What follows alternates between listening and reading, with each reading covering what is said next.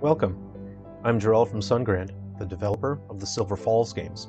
Today, I will be sharing with you one of our final releases for the Nintendo 3DS, which will launch exclusively in the North American eShop on March 9th. Now, this game is titled Silver Falls Ruby River, but actually you won't be able to purchase this title on its own. It actually comes packaged with Silver Falls Gaiden, Deathly Delusion Destroyers. Silver Falls 3Ds is a battle RPG, which is a totally different style from Silver Falls Ruby River. Ruby River is an open-world survival game which allows players to build basically whatever they want and craft to deal with a wide array of threats and enemies. During the daytime, it's a good time to collect resources and materials so you can build yourself some weapons, armor, and build a pretty solid base. At nighttime, dangerous enemies will come out, they'll try to ruin your base, so really, it's up to you to create a pretty good protection for your base and get yourself set up on weapons. So, I'll just share a little bit of the gameplay here with you. The game is in sync with the real time of the day clock, so during the daytime, sunrise, sunset, and nighttime, you'll experience the environment in different ways. Right now, it's sunset time, and you can see there's quite this intense sunset if you stare into the sun, which is something you shouldn't do in real life. Now, you always have access to your hatchet here, which is used for gathering your materials. For me personally, I don't really want to ruin the view that I have from my house, which I've started building over there, but I'll just make sure I won't save on the save file here. Oh, how do you save? Well, down below, there's a button that says save, so anytime you want to save, you go ahead and hit that button, and it will very quickly save the game for you. This means that there is no autosave, so there's no risk of accidentally ruining your save file. Sometimes you might want to let a friend or a sibling or a cousin play your save file, and you don't want them to accidentally ruin your progress. So that's a pretty good way to avoid that by not having save progress, and just tell whoever's playing your save file, please don't press the save button. You can see that you can change your movement mode from walking to run. It started raining, and as you can see, my health is actually dropping a bit. Oh, that was a very short shower. It actually stopped. Oh no, it's still raining. Here we go. The rain's back again.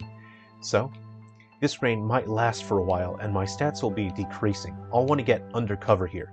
Luckily, I've already built my house, so as long as I'm undercover, it should protect me from taking any kind of damage from the rain. I didn't do a great job building this house because I created this on live stream, so we were actually just having some fun and chatting while I worked on this house. If I were to play the game seriously, I would take a little bit more care in creating a house that made sense in terms of lining up the pieces together, but games are all about fun and not necessarily about building a perfect house. You can see there's quite a few different pieces of furniture that you can build. For starters, I have this very nice hot tub here. If you hop in that, it will actually restore your health and your energy. And if it was cold outside, which could actually damage you, as long as you are near a campfire, the campfire will protect you from the cold. So sitting in a hot tub and relaxing by your campfire is a great way to keep your stats from being reduced, and also you can access your cooking menu while you are here. This allows you to cook different kinds of food. Now, I don't have all the ingredients for all the items to cook, so maybe I'll just see if there's anything that I can cook here. I'll try this barbecue catfish.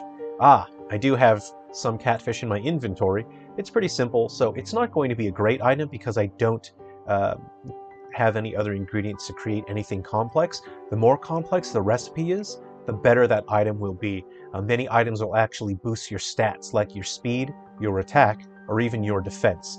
Something like the forest chowder requires quite a few ingredients, so that's going to be a much more useful item, but in emergencies, you can just barbecue one catfish. You can see it actually takes quite a while to cook, and there is a bit of a secret here. You only need to be near that campfire to start cooking it. Once you start cooking that and the meter starts building up, you can actually step away and you can go do other things. But the trade-off is that you can't access your touchscreen while you are cooking. I'm playing on a special game mode here that doesn't have enemies attacking me, so I can share the game with you. On launch day, this mode will not be available. However, we will be rolling out an update patch soon, which adds the enemy-free mode to Ruby River. So that will allow you to experience a more relaxing and easygoing experience if you don't want to have to deal with enemies. Let's go ahead and have a look at what my second floor is like up here. I haven't really built much furniture yet, so once I'm finished cooking, I'll go ahead and open up my build menu and see what I have access to.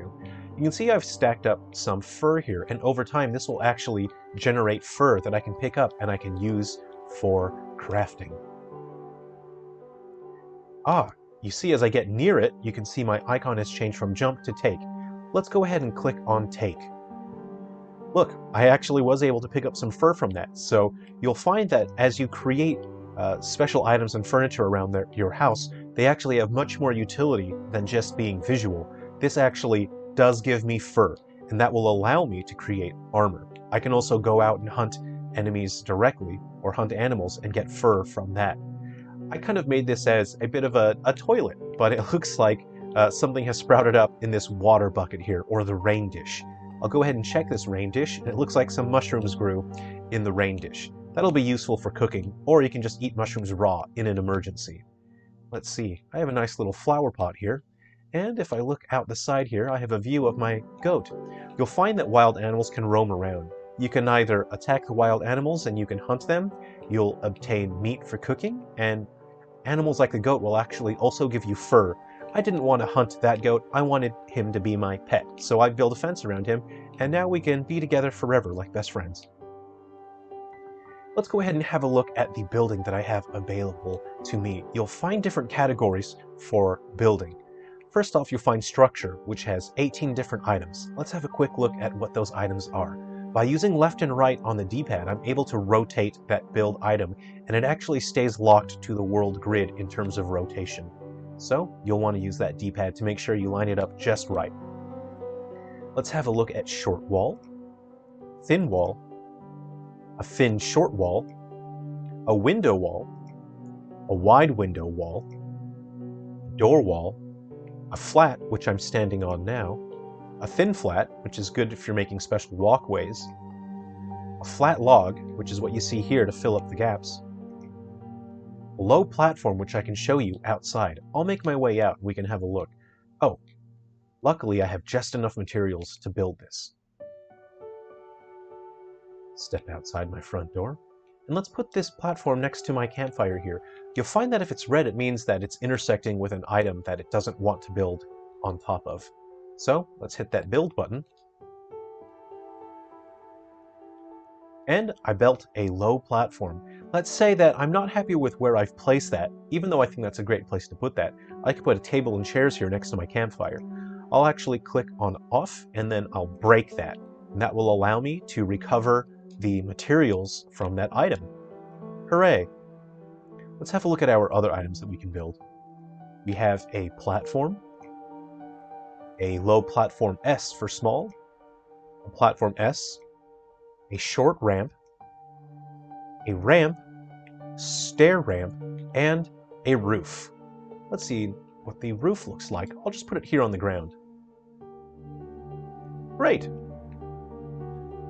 You can also see the roof in action on top of my house there. You can see that I've got that roof just off to the side. But I think I'll want to recover my materials. Let's go ahead and break that, and I'll take my materials back. Hooray! Now, you'll see that you can actually close the menus here, and that allows you to optimize your frame rate. When you have the menus open, it actually is a little bit demanding on the hardware, so it will slow your frames per second down. I added these buttons to allow you to close the menu, and that will bring your frame rate, your performance of the game, right up. You can consider it a bit of a turbo button, like on those old computers.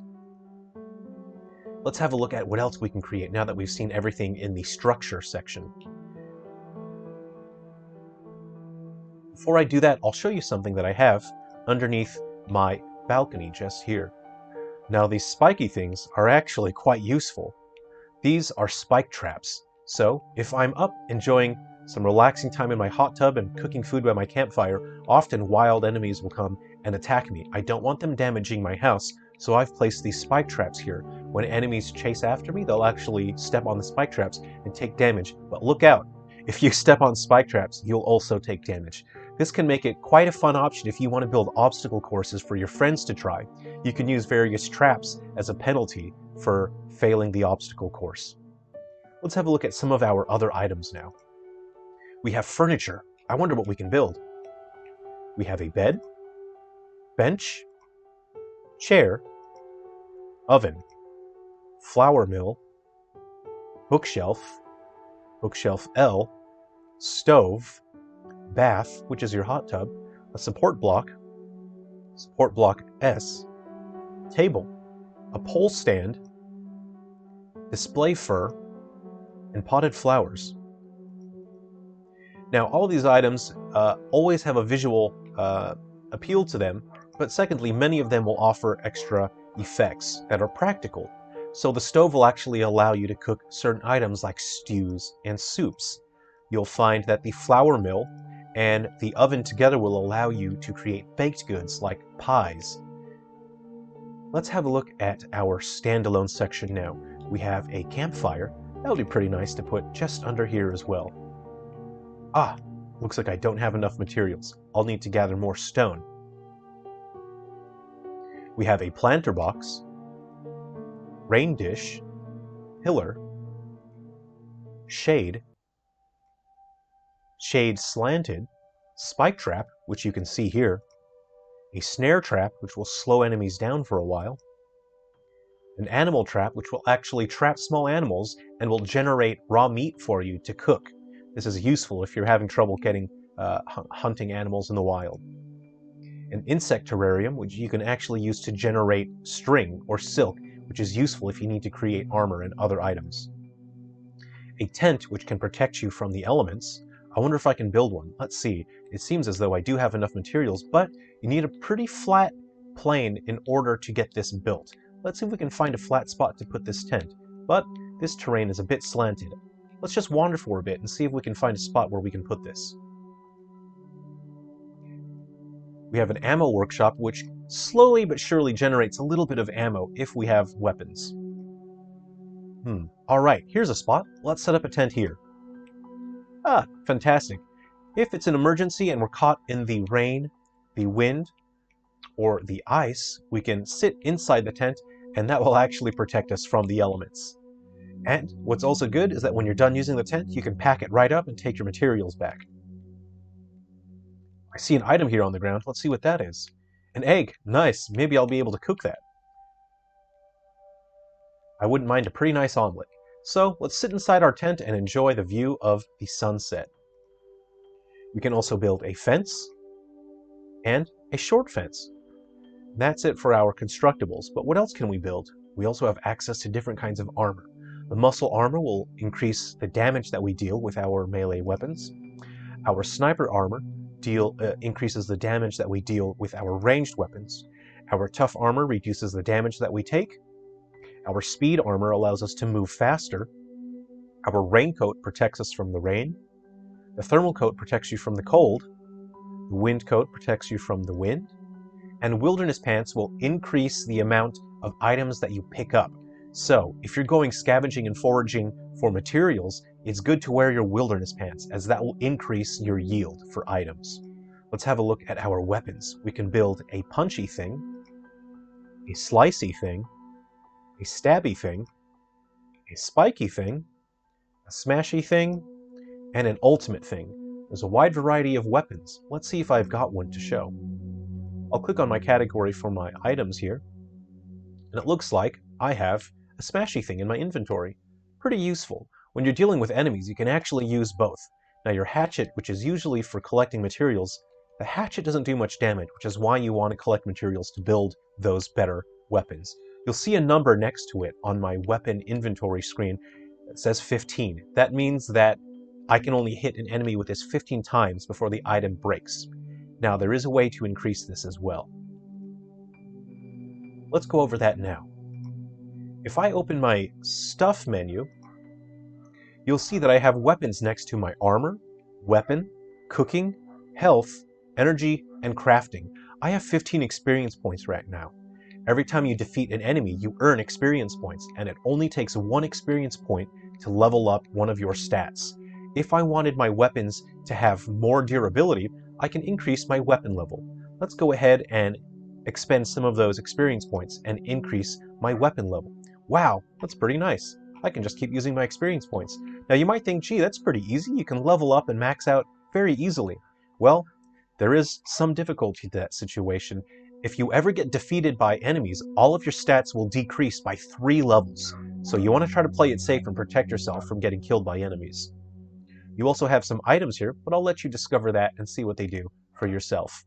Now, the game does run on the 3DS original and the new 3DS, so what are the differences? You'll find that the new 3DS has more details in the environment. There will be more trees, more rocks, and you'll have details like grass, which don't appear in the original 3DS. This allows me to make sure that all of the game content can still exist in the original 3DS and offer the same gameplay experience. So there will be visual enhancements on the new 3DS and better performance, plus stereoscopic 3D on the new 3DS only.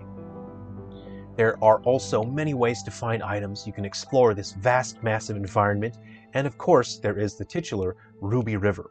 Now I recommend exploring the river every day that you play the game, because you can actually send items from Gaiden, Deathly Delusion destroyers, such as ammunition for guns. You can send that down the river, and when you play Ruby River, you can pick up those items and use those items to help you deal with difficult enemies.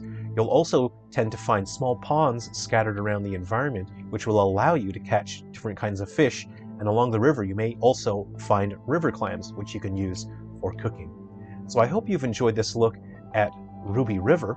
If you have any questions, please feel free to comment and let me know. And if the game is already launched by the time that you're watching this video, then I thank you for supporting Silver Falls, and I hope that you've been enjoying the game.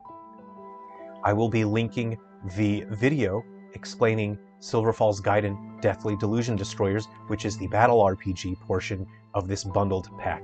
I hope you've enjoyed this look at Silver Falls Ruby River. I'll share more with you soon. Please take care of yourselves, and we'll see you again.